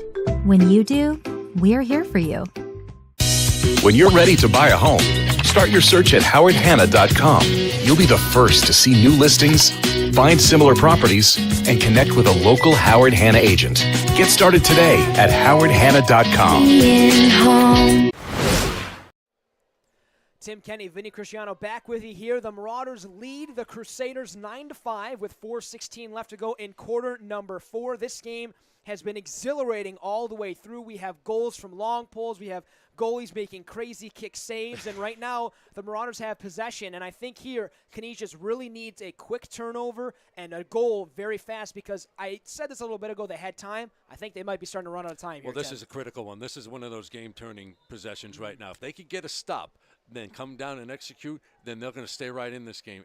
If St. Joe's is able to get a goal, this might become a little too far out of reach for Canisius. Yeah, quick pass inside there for Gatt. He fired one, it went off the post. It goes all the way back towards midfield. It will cross midfield, but it's knocked back across there by one of the St. Joe's defenders, and it's in the feet of Levi Roost, who can't quite get it. It's shoveled across midfield by Canisius, at least temporarily. The ball is still loose there, and it emerges on the back half of that pile. Nobody has it yet. It's in the feet of Tyler Smart. And I don't even know if they know where the ball is. People are falling all over the place. I think this midfield area between what would be the 45-yard line and the 45-yard line on the other side of midfield, sort of, you know, speaking in football terms there, is cursed. Because that area has just been bedlam all day long. Yeah, you don't want to go in that area. Stay out of that. Pass it across that 10 yards. Across that area. All right, Levi Roost has it now for the Marauders. Gives it to Tyler Smart. Smart on the near side, Lasky. Inside, all alone, firing a shot. They score. James Casada buries another one for the Marauders, and they are now up by 5. It is 3:18 left to go in quarter number 4, and that might be the one that puts this a little too far out of the reach, and the bench loves it. That was a great celebration from the Marauder bench. They were rowing the boat down there as the freshman James Casada buries the most recent Marauder goal. That was a beautiful shot, too, because he took the ball. He had the right angle. He took a little side step to the left to get a good angle, and he whipped that thing into the near side corner. That is a hard shot to make. You know, more times than not, you see those balls fly over. Yeah. That's what happens. He was able to put it right in there, and as a freshman, to have that confidence, that's pretty impressive. Yeah, the freshmen have been contributing in big ways for the Marauders today. That's just the latest in many instances of seeing those ninth graders contribute on the score sheet for St. Joe's. Now, he was all alone there, Tim. Was that sort of a lapse in defensive coverage, or was that the plan to leave him alone like that? I think they got caught in a shift, and he was able to sneak around the back of the crease there and was right there wide open. Yeah. So that goal will make it a 5-goal lead for the Marauders, and they poke that one free. A great play there from St. Joe's, and they'll cross midfield. I believe that's Polisoto with it. He's got it for the Marauders. He'll get inside the box, then reset himself as a pass goes to Casada, our most recent goal scorer. You can see why Polisoto is going to be going to play at St. Bonaventure. He's very, very smart and athletic the way he plays. Casada looks to drive the net. He fired a shot and a great save there by Barney. That went off the top of his stick, and over the net. Backing it up, though, is Cusack for the Marauders. That's Gabe Cusack, wearing number 5, brother in number 0. They are both on the field. And now Gabe's got a lane to the net. He waits. He fires a shot, and he scores! Both Cusacks are now on the score sheet, and with 2:26 to go in regulation, the Marauders are really running away with this one. It's 11-5. Yeah, he was the beneficiary of a late slide. You saw that. The Canisius defender saw it too late and slid over, and by that point, he was too close to get that, and Barney had no chance to save that shot. Yeah, you'll notice with a lot of these goals, at least the recent ones, it's sort of one-on-one scenarios, shooter and goaltender, and in lacrosse, a big advantage for the shooter in those scenarios, and that was evident with the last 2 goals for Casada and Cusack. Ventresca with a momentary possession off of the face-off, although it wasn't actually a possession. He just had it in his stick for a second, but the Marauders are awarded the ball, at least temporarily, here as a timeout is called by the Crusaders. A lot of energy here now as St. Joe's has really extended their lead. And to think at how this game script has gone, it was 4-4. It was 4-3 Canisius going to half. And we both mentioned we expected a higher scoring game, but the goals are probably on the way. I think that was your exact quote, is the goals are coming. I sound like I know what I'm talking about. Yeah, exactly. That's a great point. And now we look at the third quarter. St. Joe's scores 5 straight. They make it 4-4. Gat, and then as it continues, 8-4, Evan Lasky with the goal, 8-4. That was the last St. Joe's goal before Canisius finally buried one with Popko. That was right at the beginning of this fourth quarter, and it looked like that was what Canisius needed to start off on the right foot. But St. Joe's just really grabbed momentum right back again, and they have just extended their lead here in the second half. Well, they've seen the gaps, too. Now, what you're seeing there is, and we talked about, there could be a little bit of fatigue going on right now on the defensive side for Canisius. But credit St. Joe's for seeing the gaps and where they're coming, and the slides maybe were a little bit step behind now. You see that happens, that's how you get an open goal like that. So if you're Canisius, you kind of got to dig deep now on defense and say, all right, we got to just try and get through these next 2 minutes and 20 seconds without a goal and hope our offense can get some quick scores on the other end. Yeah, Tyler Smart fired a shot, and he scores again. Well, and then you have that. Yeah, well, I think that's all I can say. Yeah, he was one-on-one there, it looked like, with Aaron Eberhard, and Eberhard was on him, and just Tyler Smart got a step and ripped an absolute laser beam past Maxwell Barney, and he has now extended the lead to 12-5, and sort of when that happens, I mean, I don't know if there's really anything else you can do about that. That shot was from pretty far out, or at least it looked like it, and he just has such a great shot. Sometimes it's just too hard to defend on that side. And something worth noting, St. Joe's is ranked 38th in New York State. Canisius ranked 15th going into this game. So interesting how those might change here after this game. Another face-off win for Ventresca, although the ball is going to go on the ground here, at least temporarily. We'll see who emerges with it. You know, you mentioned that. It's because St. Joe's has played a very hard out-of-conference schedule. They went down in Pennsylvania and New York and played some teams there. They played, they challenged themselves. So, Ooh, that's tough. Evan Gallo has it bounce off of his stick, and it goes in the net, but they're going to not call it a – will they call it? No, I think what they're calling is I believe a Canisius player touched his stick as the ball went in there. Okay. And so they're going to call interference, and they get the free clear out. Well, it was hard to tell with the bodies running around there. With such little time left in the game, I don't know if it really matters, but I'm sure Canisius would have loved to have at least had that one and sort of gathered something for themselves here at the latter stages of this game. They only have one goal this entire second half, and they would have loved to have had that one, but I'd be surprised if you see another shot right now, Vinny. I think they're going to try and move the ball around. If it goes in the box, they'll be told to keep it in the box in a sense because it's under 2 minutes. However, in the end, what you're seeing is we were talking about the out-of-conference schedule. Yeah. That prepared them. Some of those losses that St. Joe's had prepared them for these tough games because there were some good teams that they played. Yeah, they just played Brother Rice last week, who's one of the better teams in the entire nation. It's coming out of Michigan, that area over there. And Tyler Smart, again, going to sort of let everybody calm down and reset his offense. Time ticking away here in quarter number 4, just 60 seconds remaining. Yeah, they will not call the stall until he gets into the box. So he waits. It looked like he was going to shoot there. He thinks better of it, at least momentarily. Now Sam Whistler was on Tyler Smart for at least that time he had the ball. We'll see what happens now. Cusack has it behind the net. Aiden Cusack with it. He doesn't have a lane to the net, so he'll drive away. There's a smart play right there. Yeah, Don't very force much that so. shot. Move it out. I believe they're not going to call a stall because it's over 5 goals.